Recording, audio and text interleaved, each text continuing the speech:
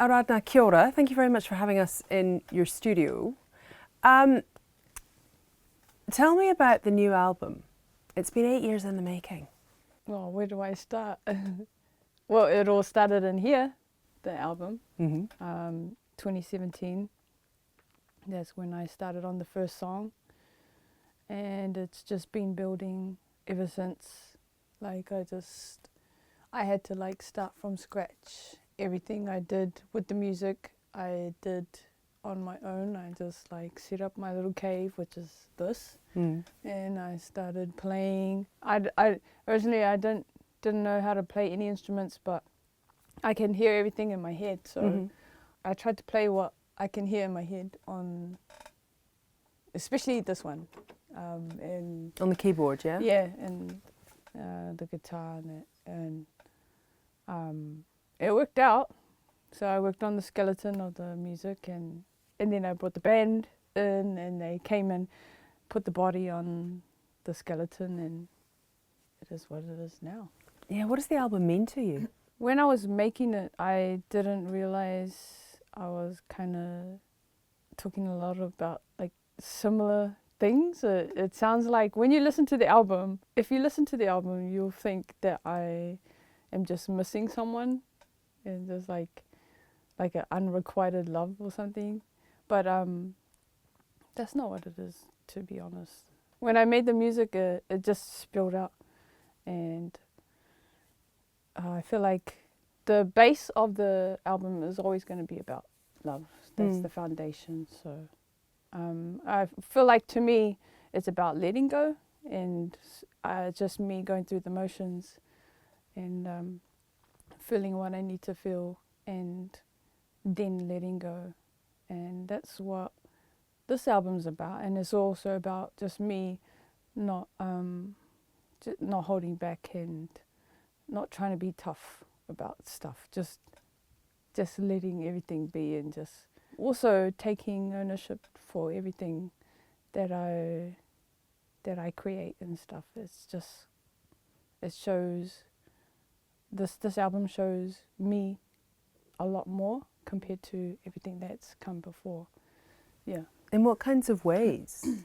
This is my first album where I actually just fully produced everything, and that means a lot to me because I feel like it's all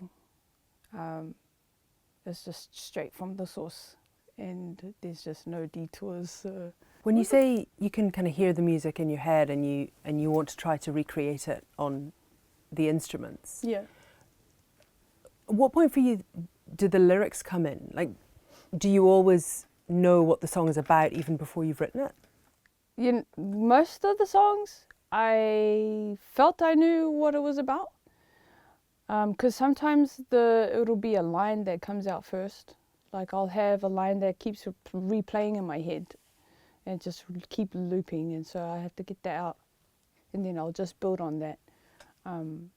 There was one song in particular on the album, Beautiful Ones. That one, it just came out, and I didn't know what it was about until halfway through the song. Like there was one night, and it was late, and there was a full moon. I went outside. I just was like, give me a song. And I sat out there, and then I came back in, and I sat in front of this keyboard, and then I just started playing. I didn't know what I was playing, but I had to record it because I forget.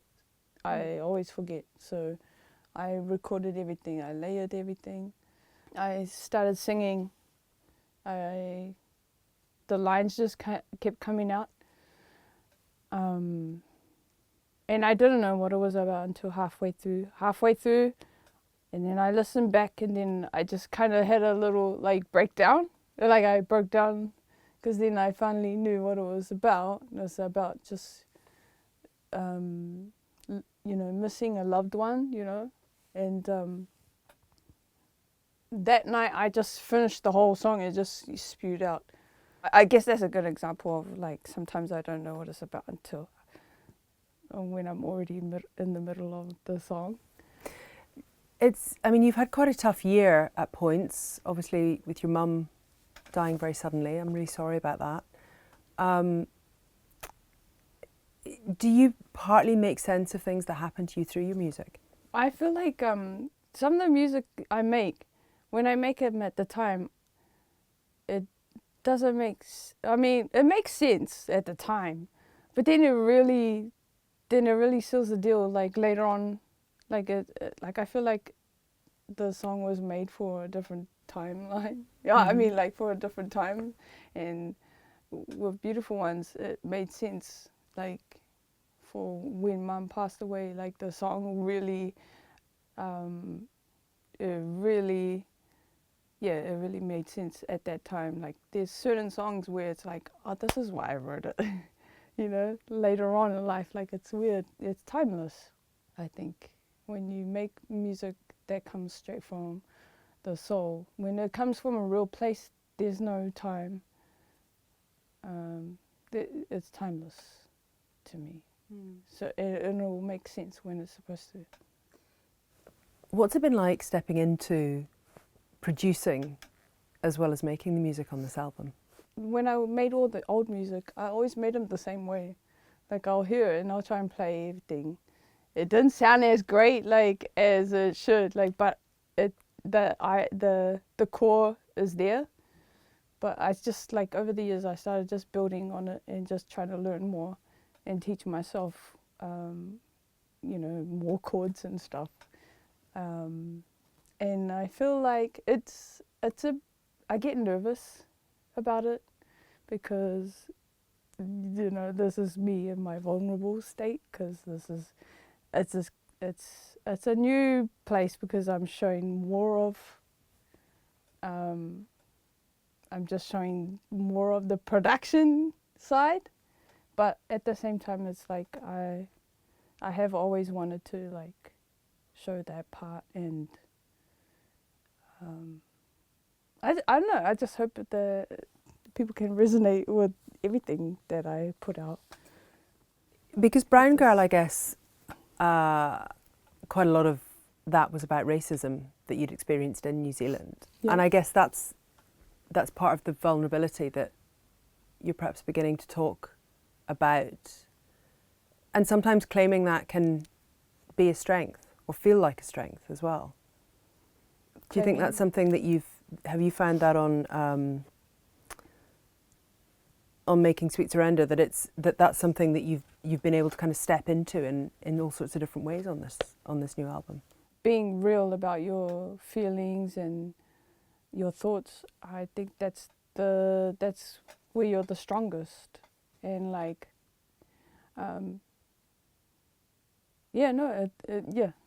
it is. I feel like I find strength in being vulnerable, and that's exactly what this album's about. It's just a sweet surrender. It's like not holding back, not trying to be like, not trying to fight, and not trying to like have this guard up. It's just about letting it go and just being who you are. How's your life changed since you made Brown Girl? And when time passes, you just grow, and life happens. So many things happen, and it changes you, builds your character. Like for me, a lot of things have happened in my life, and I feel like it's happened for a good reason. Everything happens for a good reason. Like it's always supposed to give you more lessons, life lessons, and if you're not growing, then I don't know, what are you doing? But yeah, I feel like, yeah, I've definitely changed from back then. This 2016 I put Brown Girl out. And even though it's been so long and you've been part of the music scene the whole time, and a lot of us have been saying your name wrong the whole time. How do we say your name properly? I know, I've said my name wrong the whole time too. I mean, I always knew that that's not the proper pronunciation. Like my dad's always said Aaradhna, you know. When I go see family, it's Aaradhna. And when I went to go visit, I went to India like a couple months back, and when I go to introduce myself, I'll think about it in my head, like, should I say Aaradhna or hi, I'm Aaradhna? Like, so Aaradhna. Aaradhna. Yeah. Just roll the R's. Aaradhna. Aaradhna. Tell me about the power of claiming that or reclaiming that as your name, and about leaning on and with that heritage and what that brings you. I'm proud of where I come from. I'm proud of my roots.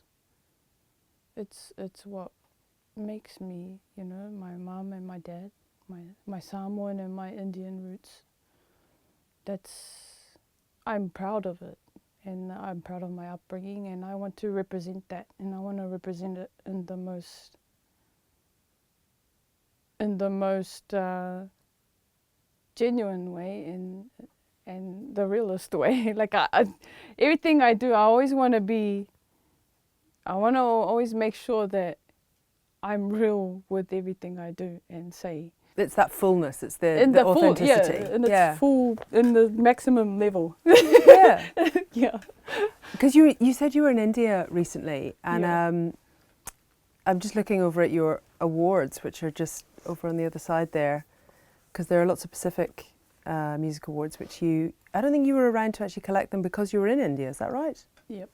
What were you doing over there? I was only meant to go for 2 weeks, and it was to get some visuals for Sweet Surrender. And I ended up just staying there for like over a month, because when I got there, I just felt a deep connection to everything. I just felt like I needed to be there. If it was calling me, I just knew I just have to go, and I just booked my ticket just randomly. And then I got in touch with my friend. I said, let's do some visuals. And I got there, ended up staying there, and meeting a lot of really good people, and just making a deeper connection with India. And it was making me think a lot about my mum for some reason, and because my mum spent a lot of time in India with my dad, and she brought back a lot of the ways that they do things in life over there. She brought that back, and she like kind of instilled that throughout, you know, growing up. Feeling that sense of connection, especially after your mum's passed, must be huge for you as well. Yeah, it was, and I feel like it was definitely good. It was a soul trip for me. It was definitely good for the soul. It just actually made me I just didn't even want to leave. Like, I didn't want to leave. I definitely have to go back. Yeah. Music's been part of your life for so long. How old were you when you started? You were like 11 or? I wrote my first song at 10. Do you still remember it? Yeah. And I wrote about something like I don't know anything about love at 10. And the songs, I was just writing stuff that I would hear on what was playing at that time. And I was, you know, really into my R&B, pop. And the song, the chorus was like, do you love me or do you love her? Can you tell? I don't know what the hell I know about, like, do you love me or do you love her at 10? Like, I just was writing whatever I was hearing on the radio. It was like, but yeah. And I did a talent quest at Hutt Valley High when I was 13. That was cool. I did it, like, I just enjoyed singing at that age. I was like, oh, I love singing. I love these songs, I want to sing it. I don't know if I'm I just knew I love singing. I don't know if I'm good. I'll just go sing at this talent quest, and then all these people were like, you should be a singer, like, I love yours. I was like, oh, okay. Did you kind of believe it then at 13? You're like, oh, maybe yeah, I'm really good at this thing, eh? Yeah, it did give me that kind of feeling. That's pretty cool. Yeah. But tell me about some of those awards, because you were in India, so you didn't pick them up in person. You're going to need a bigger shelf, I reckon. You reckon? Yeah, I reckon. There's not enough space there. I feel like I could just put that down, like shift, like I could just scoot it over. And just put the other ones in the front. Shovel a like, few more okay. in. Because some of the ones that you won, you know, let me think, it was Best Pacific Song for She, Best Female Artist. I know you don't do these kinds of things for awards, but what does it mean to you to have your awards sitting over there above the photographs of some of your inspirations? It just lets me know that somebody's listening. At the end of the day, like this is, you know, you don't need this to validate if your music is good or not. But it's nice to see, and it's nice to like to be recognized for like the effort I put into the music. It does mean a lot to me. I'm always appreciative of these things, and yeah, it lets me know that what I'm doing is I just gotta stay doing what I need to do, and just always to be just always make sure it comes from a real place, and it will do the rest. Do you have any favourites on the album?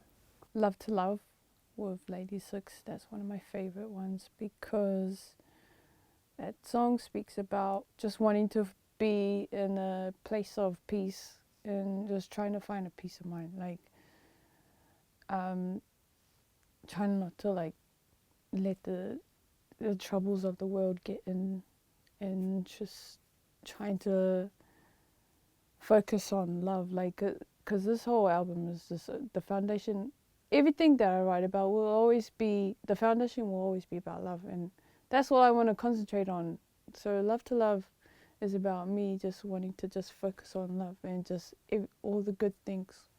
Like even though life just be bringing all like a lot of trouble sometimes, but I just want to like keep looking up and focus on trying to find my peace, and that's what the song's about, and that's why it's one of my favourite ones. Aaradhna, thank you very much. It's been an absolute joy. Thank you.